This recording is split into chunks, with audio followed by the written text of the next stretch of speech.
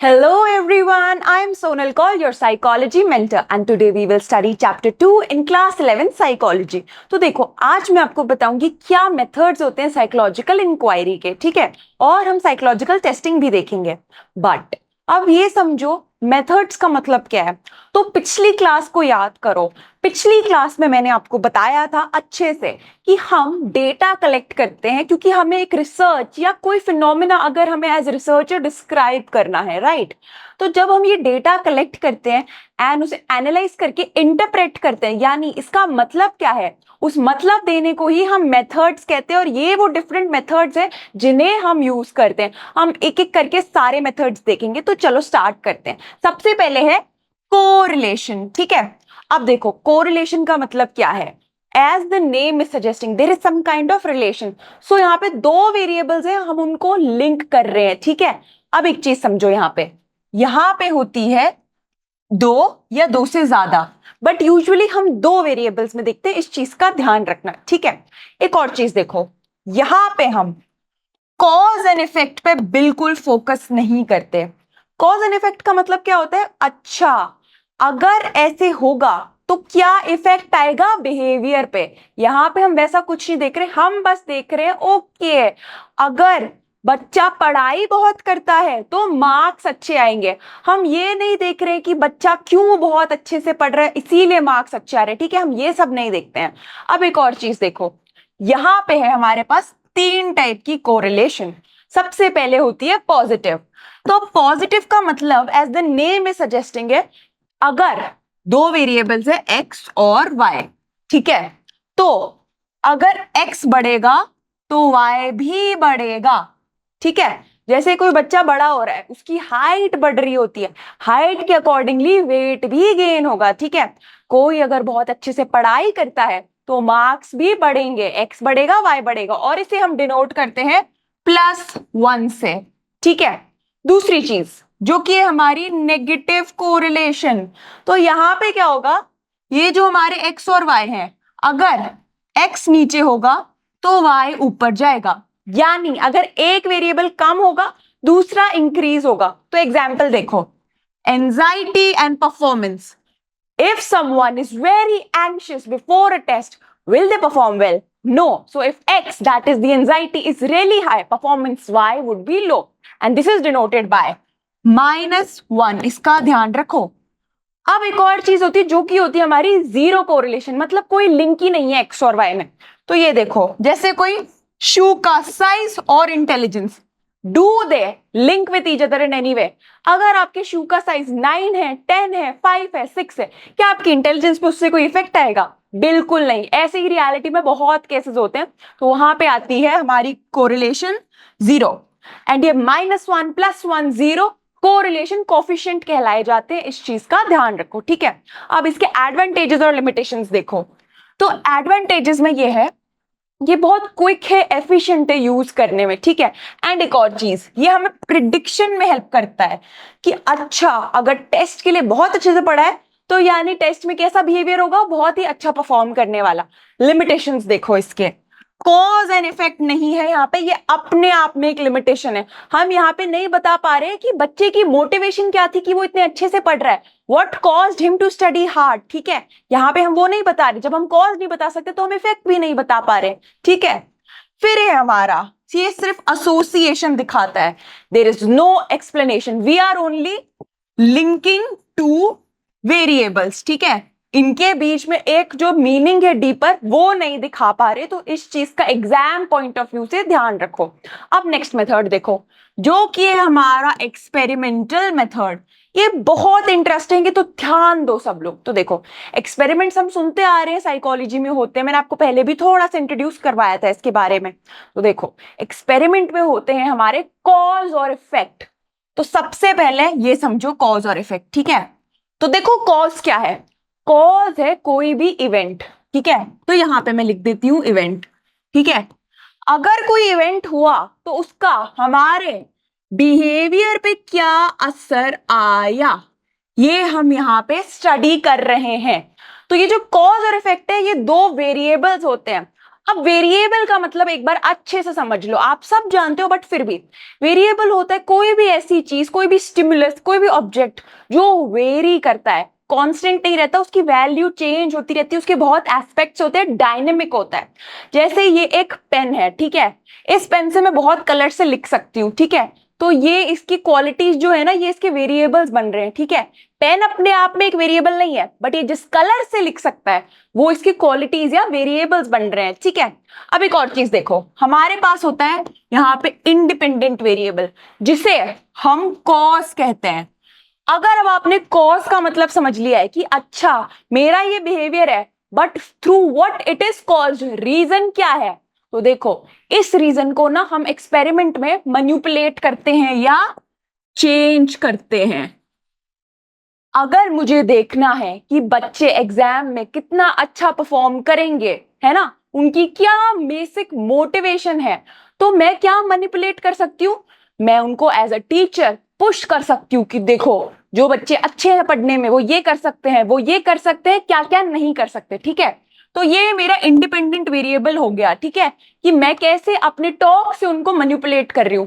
फिर मैं कर सकती हूँ मेजर कि वो कितना अच्छे से इस चीज को फॉलो कर रहे हैं, यानी कितना अच्छे से पढ़ाई को आप सीरियसली ले रहे हैं, डिवोट कर रहे हैं टाइम। तो यही हमारा जो बिहेवियर हम देख रहे हैं वो है डिपेंडेंट वेरिएबल, ठीक है। अब एक चीज समझो, यहां पे होता है कंट्रोल और एक्सपेरिमेंटल ग्रुप, ठीक है। एक्सपेरिमेंटल ग्रुप में हमारे दो वेरिएबल है, कंट्रोल ग्रुप को हम एकदम एक्सपेरिमेंटल ग्रुप के जैसे ट्रीट करते हैं, बट यहाँ पे ये जो इंडिपेंडेंट वेरिएबल है ना, इसको हम मैनिपुलेट ही नहीं कर रहे, ठीक है। सब कुछ हो रहा है बट मैनिपुलेशन नहीं हो रही। अब इसका रीजन समझो मेरे साथ, ठीक है। मैं आपको एक एक्सपेरिमेंट का एग्जाम्पल देती हूँ, जो है लटाने और डार्ले का, आपकी बुक में भी दिया है। तो ये अमेरिकन साइकोलॉजिस्ट थे, इन्होंने क्या किया, कॉलेज स्टूडेंट्स को बुलाया एक क्वेश्चनेयर फिल करने के लिए, ठीक है। अब ये उन्हें एक ऐसे रूम में बुलाते थे जहां पे कुछ टाइम के बाद स्मोक फिल हो जाती थी। So when the smoke used to fill up the room, तो होता क्या था, जो बच्चे थे वो रिपोर्ट करते थे कि अरे स्मोक फिल हो रहा है, बट एक ऐसा भी सिनेरियो था जहां पे बच्चे रिपोर्ट ही नहीं करते थे और दे वर रिपोर्टिंग वेरी लेस। तो अब हम यही फिनोमेना इस कॉन्टेक्स्ट में समझेंगे। तो देखो तीन ग्रुप्स थे बच्चों के, ठीक है। तीन ग्रुप्स कैसे, एक था हमारा एक्सपेरिमेंटल ग्रुप ए, ठीक है, और ये हमारा कंट्रोल ग्रुप एक, कंट्रोल ग्रुप दो, ठीक है। अब देखो मैंने आपको कंट्रोल ग्रुप का मीनिंग समझा दिया है, यहां पे इंडिपेंडेंट वेरिएबल मैनिपुलेशन नहीं हो रही। तो देखो बच्चों को हमने बोला कि आ जाओ आप क्वेश्चनेयर फिल करो, और यहां पे बच्चे आते थे अकेले, लोनली, ठीक है। So the kids who are lonely, they reported कि see there is smoke in the experimental group, but those who were in the control groups, they were already surrounded by people in the room, जिनको experimenters लटाने और Darley ने बोला था कि आपको report नहीं करना है बिल्कुल भी, ठीक है। तो हुआ क्या, इन बच्चों ने भी रिपोर्ट नहीं किया या बहुत कम रिपोर्ट किया, ठीक है। अब देखो यहां पे हमारा इंडिपेंडेंट वेरिएबल एब्सेंट है, जो कि है हमारी रिपोर्टिंग की फ्रीक्वेंसी, यानी there is smoke in the room, ठीक है। तो ये यहाँ पे हो ही नहीं रहा था। एक और एग्जांपल समझो, जैसे किसी को टेस्ट करना है कि अगर मैंने ये दवाई बनाई है, क्या ये दवाई एक्चुअल में क्योर करेगी। इस चीज को टेस्ट करने के लिए मैंने एक ऐसा एक्सपेरिमेंट किया जहां पे मैंने लोगों को बोला कि देखो ये दवाई है, इसको लो। तो ये मेरा एक्सपेरिमेंट ग्रुप था, ठीक है। अब इनको बताया नहीं कि ये क्या क्योर करेगा, ठीक है। इन्होंने ये दवाई ली, ठीक है। किसी को पेट दर्द था तो उसका पेट दर्द ठीक हो गया, ठीक है। तो मेरी चीज प्रूफ हो गई कि अच्छा ये पेट दर्द को ठीक कर सकती है, यानी मैंने पेट दर्द की सही दवाई बनाई है, ठीक है। वही कंट्रोल ग्रुप्स में ऐसे लोग थे जहां पे एक ग्रुप में मैंने बताया था कि ये पेट दर्द को ठीक करती है, ठीक है। तो वहां पे उसे पता चला कि अच्छा ये पेट दर्द को ठीक करती है, ठीक है। तो उसने बिना खाए बोल दिया कि अरे पेट दर्द तो ठीक हो गया। तीसरे ग्रुप में किसी को बताया ही नहीं कि पेट दर्द ठीक करती है, ठीक है, बट उसको पेट दर्द था तो उसने वो दवाई खाई एंड उसका पेट दर्द ठीक हो गया। तो यहाँ पे जो मेरा एक्सपेरिमेंटल ग्रुप में था और कंट्रोल ग्रुप में था वो सही प्रूव हो गया कि अगर आप ये दवाई लोगे आपका पेट दर्द ठीक हो जाएगा। ऐसा नहीं कि कोई प्लेसिबो बनेगा। प्लेसिबो क्या होता है, किसी को अगर आपने बोल दिया कि अरे ये दवाई खा लो ठीक हो जाओगे, ठीक है, वो तो होता क्या है वहां पे कि अरे तो होता क्या है वहां पे कि अरे मुझे लगा कि ये दवाई से ठीक हो जाएगा, भले ही वो दवाई उस चीज के लिए नहीं होगी बट ठीक हो जाता है, क्यों? क्योंकि हमने अपने दिमाग में बना लिया ये लेने से ठीक होएगा, इसी को प्लेसिबो कहते हैं।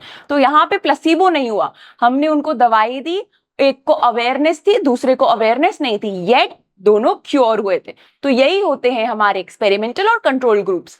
अब एक चीज देखो, जब हम एक्सपेरिमेंट्स करवाते हैं ना कि बहुत ही लेबोरेटरी कंट्रोल सेटिंग में होता है, तो कुछ कुछ प्रॉब्लम्स होते हैं, कुछ वेरिएबल्स ऐसे आ जाते हैं जो हमें परेशान करते हैं। जैसे मैं एक्सपेरिमेंट कर रही हूँ, नॉइस आ गई, ठीक है, बहुत शोर है, ठीक है, या कोई ऐसा वेरिएबल है जो कंट्रोल नहीं हो रहा, तो देखो हम क्या करते हैं, हम एलिमिनेट करते हैं एक्स्ट्रानियस वेरिएबल्स को, ठीक है, ये पहली टेक्निक है। दूसरा, हम इन्हें कांस्टेंट होल्ड करते हैं कि देखो अगर मैं नॉइस को एलिमिनेट नहीं कर सकती तो throughout the experiment I will hold it constant, then there is matching.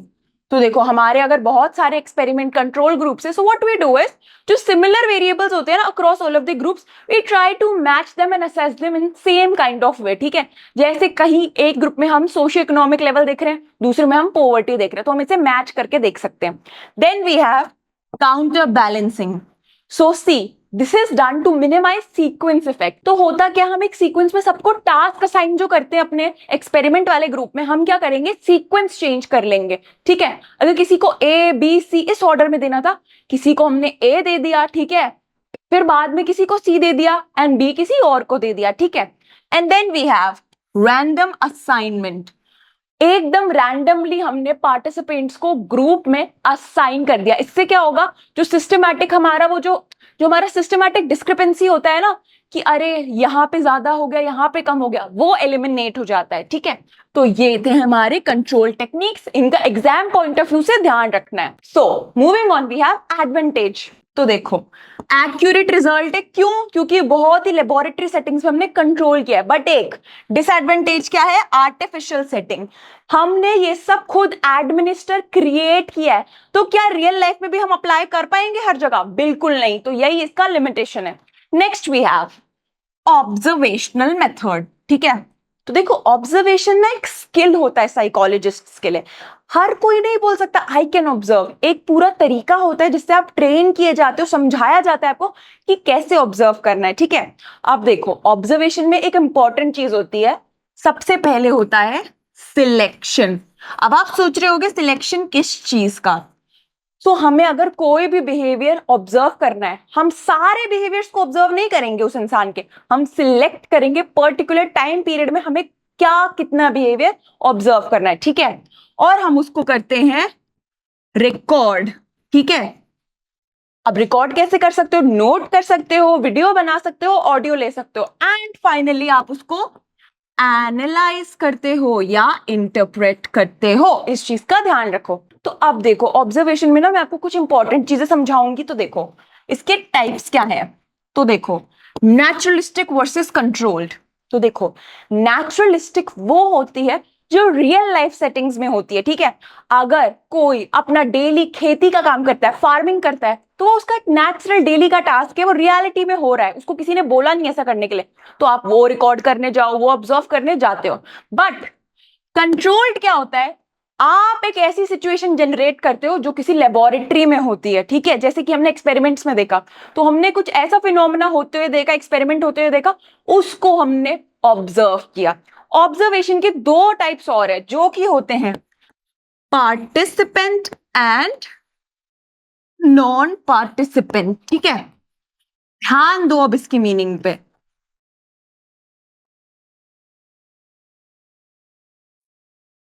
तो as the name is suggesting, participant वो होती है जहां पे अगर मैं साइकोलॉजिस्ट ऑब्जर्वर हूं, मैं उस ग्रुप में जाऊंगी, वहां पे रहूंगी उनके साथ एंड डेली ऑब्जर्व करूंगी, पार्टिसिपेट करूंगी उनकी डेली लाइफ में। चलो मैं खुद का एग्जांपल देती हूँ। मैंने असम की कम्युनिटी को ऑब्जर्व किया था, उन पे स्टडी की थी। तो मैंने क्या गया, मैं उनकी सिटी में जाके रही, ठीक है। डेली उनके लाइफ में क्या हो रहा था, सुबह से शाम में काफी लोगों के घर पे भी रुकी, ठीक है, उनके परमिशन के थ्रू ऑब्वियसली। तो मैंने यहाँ पे पार्टिसिपेट करके उन्हें ऑब्जर्व किया, ठीक है। वहीं आ जाती है नॉन पार्टिसिपेंट ऑब्जर्वेशन, जहां पे मैं उनके साथ रह नहीं रही हूं, ठीक है। मैंने कैमरा इंस्टॉल कर दिया उनके जगह पे जहां पे मुझे फिनोमेना रिकॉर्ड करना है, चाहे उनकी वर्क प्लेस हो या उनकी होम सेटिंग हो, ठीक है। तो ये एक चीज होती है। अब एक चीज और समझो, अब एक चीज और समझो, हमारे पास है इसके एडवांटेज। तो देखो, मैं रियल लाइफ बिहेवियर को अच्छे से मॉनिटर, ऑब्जर्व, नोट करके एनालाइज कर सकती हूँ। बट डिसएडवांटेज देखो, होता है हमारा ऑब्जर्वर बायस। तो देखो, मैं असम में गई, मुझे वहां के कल्चर के बारे में नहीं पता क्योंकि मैं असमीज नहीं हूं, ठीक है। तो मेरा एक बायस आ सकता है कि अरे ये तरीका गलत है, मे बी ये लोग जो कर रहे हैं, बताना चाह रहे हैं वो गलत है, ऐसा हो सकता है, ठीक है। एंड यहाँ पे होता है कंट्रोल नहीं कर सकते आप, वो जो कर रहे हैं क्या मैं उससे कंट्रोल कर सकती हूँ? बिल्कुल नहीं कर सकती, ठीक है। और जो मैं कुछ लेबोरेटरी में बना रही हूँ नॉन पार्टिसिपेंट में, वहां पे भी मेरा कोई कंट्रोल नहीं है, सिचुएशन वैसी ही जनरेट की जा सकती है जितना अलाउ किया जाएगा, ठीक है। Next we have interview method. तो देखो, इंटरव्यूज हम बहुत देखते हैं अपनी मूवीज में हमें क्या क्या देखने को मिलता है कि अरे देखो ये इंटरव्यू है, कोई बाहर रूम के वेट कर रहा है, फिर उसको बुलाया जाता है और उसको हायर किया जाता है, फिर वो अपने पेरेंट्स के पास जाके बहुत खुश होकर बोलते हैं आई हैव बीन हायर्ड। तो वही है हमारा इंटरव्यू मेथड। तो देखो, यहाँ पे होता है verbal interaction for which we collect data और इंफॉर्मेशन। ये बेसिक चीज है, ये आपको भी पता है। अब देखो, इंटरव्यू ना एक बहुत ही सिस्टमैटिक प्रोसेस होती है। तो या तो 1-to-1 बेसिस पे हो सकता है, जैसे आप एक इंडिविजुअल हो और मैं एक इंडिविजुअल हूं, मैं खाली आपको इंटरव्यू कर रही हूं। मैं एज अ ग्रुप एक इंडिविजुअल का भी इंटरव्यू ले सकती हूँ। 3 इडियट्स में आपको याद है ना, जब उन बच्चों को कॉलेजेस में जाना था तो 5-6 प्रोफेसर होते थे एंड वो इंटरव्यू कर रहे होते थे राजू को, एंड जो उसके बाकी दोस्त थे आमिर खान वाले कैरेक्टर्स, याद आया? वो इसका एग्जाम्पल है। और देखो, एक इंडिविजुअल किसी ग्रुप को भी इंटरव्यू कर सकता है, तो ये रिस्ट्रिक्टेड नहीं है। अब देखो, इंटरव्यू के ना कुछ टाइप्स हैं, जो है हमारे स्ट्रक्चर्ड और अनस्ट्रक्चर्ड, जिसको हम बोलते हैं स्टैंडर्डाइज्ड और इसको बोलते हैं नॉन स्टैंडर्डाइज्ड। तो इसका ध्यान रखना है, कंफ्यूज नहीं होना, सेम ही चीज है। अब देखो डिफरेंस क्या होता है, जो स्ट्रक्चर्ड या स्टैंडर्डाइज्ड होता है ना, वहां पे क्वेश्चंस जो होते हैं वो प्री डिसाइडेड होते हैं एंड उसके आंसर्स भी कहीं ना कहीं प्री डिसाइडेड है कि यस या नो में ही सामने वाला जवाब दे पाएगा, वो अपने मन से कोई कहानी नहीं सुना सकता, ठीक है। एंड इसकी टाइम लिमिट भी सेट होती है। वही हमारा जो ये अनस्ट्रक्चर्ड है ना, या नॉन स्टैंडर्डाइज्ड, यहाँ पे कोई भी टाइमिंग सेट नहीं है, इंटरव्यू लंबा खिंच सकता है। क्यों? क्योंकि कोई आंसर या क्वेश्चंस पहले से किसी सीक्वेंस में या किसी तरीके से उसके आंसर सेट नहीं है, तो यू नेवर नो कितना आंसर सामने वाला दे सकता है। तो इसीलिए हम इसे ओपन एंडेड कहते हैं। क्यों? आंसर यहाँ पे रिस्ट्रिक्टेड नहीं है यस और नो में, सामने वाला जो चाहे कहानी सुना सकता है। एंड इसे सेट क्वेश्चंस या क्लोज एंडेड कहते हैं, क्योंकि यस या नो, ट्रू या फॉल्स में आंसर सेट है। अब एक चीज देखो, जो कि है हमारा, ये होता है टाइम कंज्यूमिंग और बायस्ड। तो देखो, टाइम कंज्यूमिंग क्यों होता है? क्योंकि अरे बहुत सारे क्वेश्चंस कलेक्ट करने, चाहे स्टैंडर्डाइज्ड हो या ना हो। बायस्ड इसलिए हो जाता है क्योंकि आपके दिमाग में होता है सामने वाला मेरे बारे में क्या सोचेगा, ठीक है। तो आंसर जिस हिसाब से आप देते हो, एंड सामने वाला भी बायस्ड हो सकता है आपकी ओर, ठीक है। आप किसी ऐसे कल्चर से आ रहे हो जहां के बारे में उसको टेस्ट एडमिनिस्ट्रेटर को पता नहीं है, तो वो अपनी मीनिंग्स दे देगा, तो वहां पे बायस क्रिएट होगा। इस चीज का ध्यान रखना है। Moving on to the next method, that is questionnaire और सर्वे मेथड, ठीक है। तो देखो, सर्वे क्या होती है? एक तरीके का मेथड है जहां पे आप एक लॉन्ग एरिया में इंफॉर्मेशन एक्सट्रैक्ट करना चाहते हो, ठीक है। जैसे आपको 50 लाख लोगों से इंफॉर्मेशन देनी है, तो आप एक सर्वे करवाओगे, राइट। आप उनको जाके एक एक करके इंटरव्यू नहीं करोगे। तो इसमें देखो हमारे क्या मेथड्स हैं। पहले होता है ये क्लोज एंडेड या ओपन एंडेड, ठीक है। क्वेश्चंस जो हम पूछते हैं इस टाइप के होते हैं, इसका ध्यान रखो। Then there is some advantage, ठीक है। जैसा कि मैंने आपको बताया, बहुत लोगों तक पहुंच सकते हो, ठीक है। डिसएडवांटेज देखो क्या है, ट्रूथफुल रिस्पॉन्सेज नहीं मिलते, क्योंकि सामने वाला जो मन में आया बोल देता है, ठीक है, हमेशा ट्रूथफुल नहीं रहता। Then we have case study. सो देखो, केस स्टडी होती है एक in depth study with regards to the person psychological, psychosocial and environmental context, ठीक है। अब इसके ना बहुत फायदे हैं, आपने देखी होगी बहुत सारी डॉक्यूमेंट्रीज, एपीजे अब्दुल कलाम की होगी, सीरियल किलर टेड बंडी हो, इनकी कितनी एक्सटेंसिव इन डेप्थ इंफॉर्मेशन हमें मिलती है, वो केस स्टडी ही होती है, ठीक है। केस स्टडी या तो एक इंडिविजुअल को पढ़ती है या एक ग्रुप को, इसका ध्यान रखो, ऐसा नहीं कि खाली इंडिविजुअल को ही पढ़ रही है। अब केस स्टडी के कुछ है लिमिटेशंस और एडवांटेजेस। डिटेल्ड इंसाइट्स हमें मिलते हैं, बिल्कुल, जब हम डॉक्यूमेंट्रीज देखते हैं हमें कितना कुछ मिलता है, बहुत इंसाइट्स मिलते हैं, बट हमें जनरलाइजेशन नहीं हो सकता यहाँ पे। जनरलाइज का मतलब ये है आप टैली नहीं कर सकते टेड बंडी की लाइफ एपीजे अब्दुल कलाम के साथ, ठीक है, इस चीज का ध्यान रखो। Then we have psychological testing. तो देखो साइकोलॉजिकल टेस्टिंग एक बहुत ही इंपॉर्टेंट टॉपिक है, इसे समझो। साइकोलॉजिकल टेस्टिंग बहुत स्टैंडर्डाइज्ड मेथड होता है, बहुत ही ऑब्जेक्टिव होता है, बहुत ही रिलायबल और वैलिड होता है। इसका मतलब हम अच्छे से अभी समझेंगे। तो देखो साइकोलॉजिकल टेस्टिंग हम इसलिए करते हैं क्योंकि हमें कोई फिनोमेना बहुत अच्छे से समझना है, ठीक है। तो देखो यहां पे हम एबिलिटीज, पर्सनालिटी, इंटेलिजेंस, ये सब देखते हैं, वैल्यूज भी देख लेते हैं, क्रिएटिविटी भी देख लेते हैं। ये चीज मैंने आपको बता दी, स्टैंडर्डाइज, रिलायबल एंड वैलिड, ठीक है। अब इसके टाइप्स देखो, हमारे पास होते हैं इंटेलिजेंट टेस्ट, एप्टीट्यूड टेस्ट और पर्सनालिटी टेस्ट। तो देखो इंटेलिजेंट टेस्ट में हमारे पास आ जाते हैं वर्बल या non verbal test. Verbal test कौन से होते हैं? जहां पे आपको वर्बली कॉम्प्रिहेंड किया जाता है, ठीक है, जैसे एक इंटरव्यू होगा, वो वर्बल टेस्ट है, ठीक है।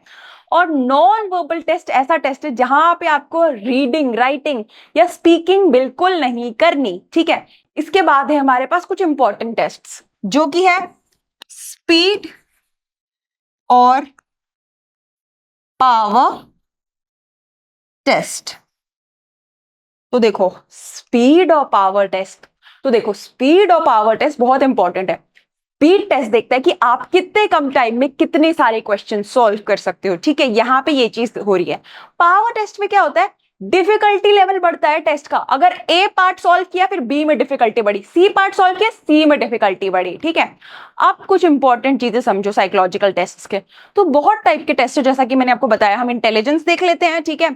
हम लोग देख लेते हैं एप्टीट्यूड कितना है सामने वाले में। एप्टीट्यूड क्या होता है कि क्या सामने वाले में अंडरलाइन पोटेंशियल है या स्किल है कि वो आगे कोई टास्क लाइफ में कर पाए, ठीक है। Now let's see these important terms. Psychological test are objective, ये मैंने आपको बहुत बार बताया, मैंने फर्स्ट क्लास में भी बताया था इस चैप्टर की। तो देखो यहाँ पे इम्पार्शियल अनबाइस्ड असेसमेंट होगा, ठीक है। दो लोगों ने अगर मेरी हाइट नापी या मेजर की, हमेशा सेम आएगी, ठीक है। यहीं से हमारे पास आ जाती है रिलायबिलिटी। अगर हमने जो टेस्ट कंडक्ट किया उसके स्कोर्स है वो हमेशा सेम आ रहे हैं तो हम बोलते हैं रिलायबल। अब देखो सेम कैसे आ सकते हैं वो? अगर आप लोगों ने किसी दो साइकोलॉजिस्ट को बोला कि ये टेस्ट कंडक्ट करवाओ, इंटेलिजेंस का होगा, दोनों ने टेस्ट कंडक्ट करवाया, सेम स्कोर्स आए, ठीक है, उसी को हम कहते हैं रिलायबिलिटी। अब दो टाइप की रिलायबिलिटी है। पहली है टेस्ट रीटेस्ट रिलायबिलिटी, ठीक है। आज आपने एक टेस्ट कंडक्ट करवाया, ठीक है, over a set of people, फिर 3 महीने बाद या 3 हफ्ते बाद when you conduct the same test and you get the same score, तो हम बोलते हैं कि देखो कंसिस्टेंट है, रिलायबल है। फिर आ जाती है हमारी स्प्लिट हाफ रिलायबिलिटी। मानो कोई टेस्ट है, ठीक है, मानो ये एक टेस्ट पेपर है, ये इंटेलिजेंस का है, यहां पे बहुत सारे क्वेश्चंस हैं।